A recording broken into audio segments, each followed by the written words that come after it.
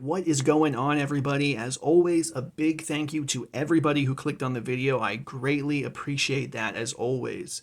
So today I'm going to be taking a look at another Pokemon ROM hack in physical form, and this time I'm going to be taking a look at Pokemon Orange version, or as it's also known, Orange Island Adventures for the original Game Boy.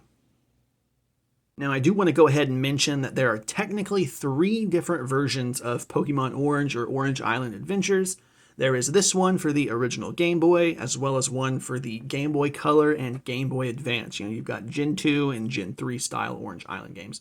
I believe they're all made by different people. I've not really done much research into the other two, so I can't really vouch for them at all, but this is the original Game Boy one that we're going to be taking a look at today. We'll go ahead and start things off with this case here.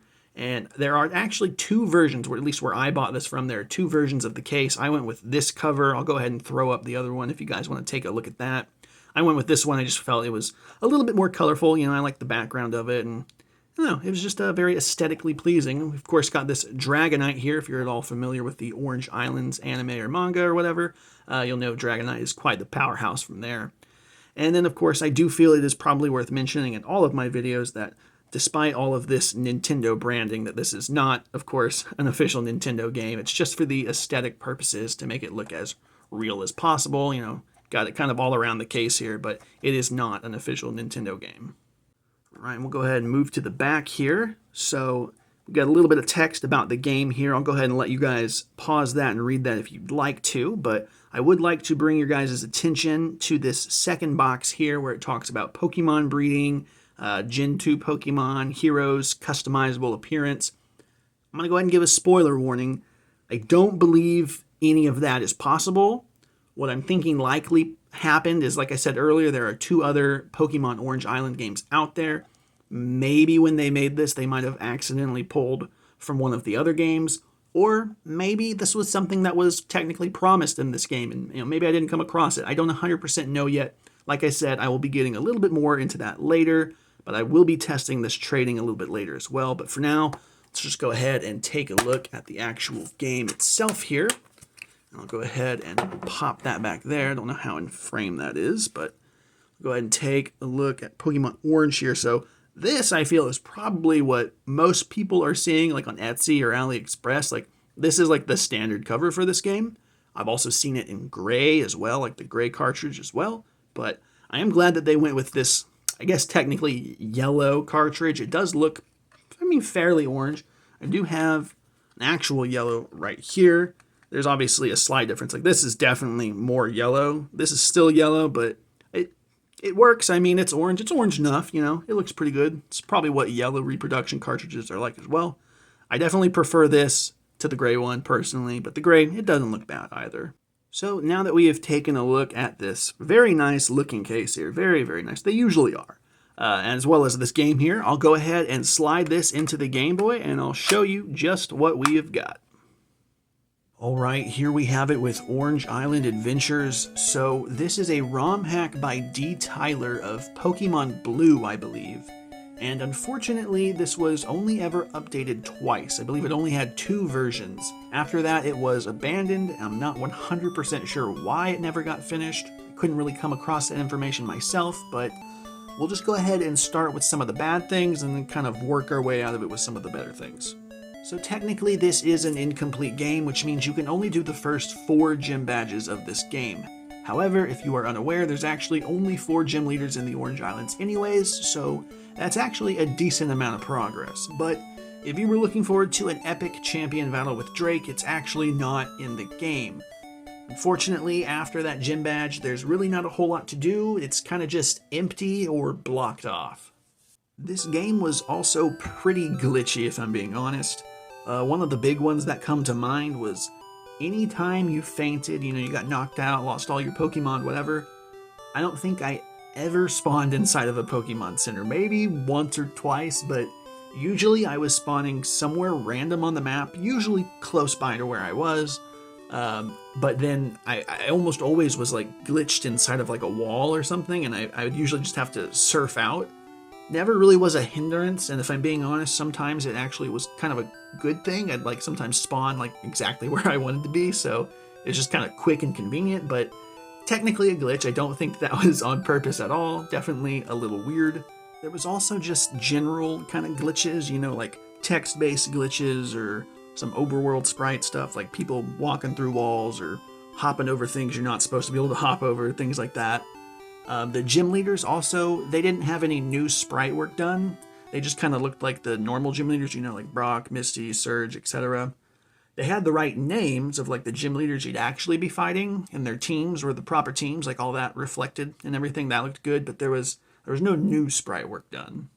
Another big one was the levels, and I don't technically know if this was a glitch, maybe this was intended, but the levels of the Pokemon and the trainers were just absolutely whack to me. Like, the Pokemon, generally speaking, like the wild ones, it would be the same level across the board, like in every area you were in. So it'd be like, this area was all level 5 Pokemon. So like every single Pokemon you'd run into was level 5. And then the next area, every single Pokemon you'd run into was level 10. And the next one, 15. And you kind of get the idea there. It would always be the same level in that whole area, just different Pokemon. And then the trainers were possibly even worse. Like, it was just, they had the most insanely over-leveled Pokemon. They would have like 40s and 50s, and I would be like 21, 22 level. Like, you would just get absolutely blasted. And I definitely see that as, you know, not a good thing, but I also don't mind, you know, having to just tediously grind against the same person over and over again. It was a relatively short game, so I wonder if that was kind of done on purpose to just make it last longer, because you can kind of just breeze through this game if you don't mind just, you know, hitting the same guy over and over again until you beat him. But so I don't know if that was a glitch, but he at least was apologetic. He actually did include himself in the game, as many creators do, and he was sorry for the Pokemon levels. So, you know, maybe that was on purpose, maybe it wasn't, but definitely was worth mentioning. So what was good and fun about the game? Definitely, I think the Pokemon spread. You know, they had a good selection of Pokemon. You know, your starters were Lapras, Pikachu, and Eevee, which is all pretty cool. You know, I obviously went with Lapras, because how often do you get Lapras as a starter?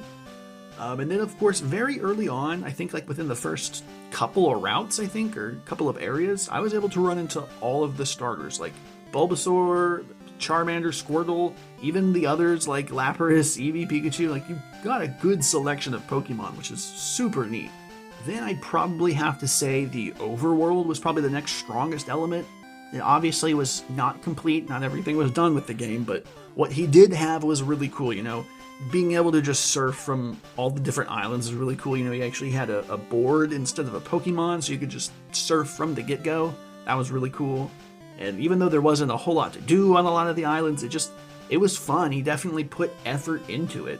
And I also came across this one spot that you actually had to be the Orange Islands champion to get past, which is obviously the Cerulean Cave of this game. But he clearly had some sort of intentions of completing this game, but for whatever reason he didn't, which is obviously not fun, but it is what it is. It was a fun game, definitely an incomplete game, a little glitchy, but definitely fun. We'll go ahead now and check to see if this game can actually trade, because that is what it says on the back of the box, so may as well see if that actually works. Alright, so I've got Orange Islands in the Game Boy Color here still, as well as an authentic yellow version in the Game Boy Pocket. We are officially linked up and in the room here with this green link cable, but we still got to trade to see if this actually goes through.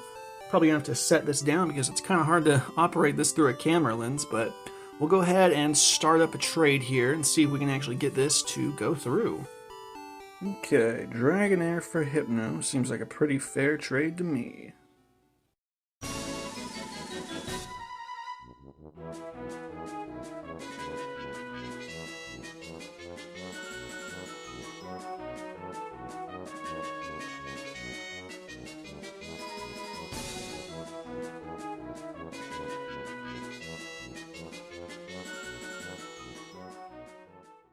Well, there we go. Orange Island Adventures does in fact trade with other games. We were able to trade with this authentic yellow here. Very, very awesome to see that these games can actually trade with real games. If this were maybe a little bit more complete, I would try trading with other games, but since it is what it is, we're just going to kind of leave it as is. Alright, that brings us to the end of the video, everybody. So now I can probably say, at least in my experience playing this game, I did not come across any breeding. I did not come across any Gen 2 Pokemon, nor was there any hero customization. It was just Jesse and Red at the same time. It's kind of weird. But it did trade, so that is a plus. I was able to trade between games, so that's nice. But, you know, unless I missed something, I don't believe this stuff was in here. I'm going to assume that maybe the person who made this, like I said earlier, got this confused with one of the many other Orange Island games out there. That's certainly possible. But this game does save. It is incomplete and glitchy, but it does save. It does what it's supposed to, and semi-advertised too.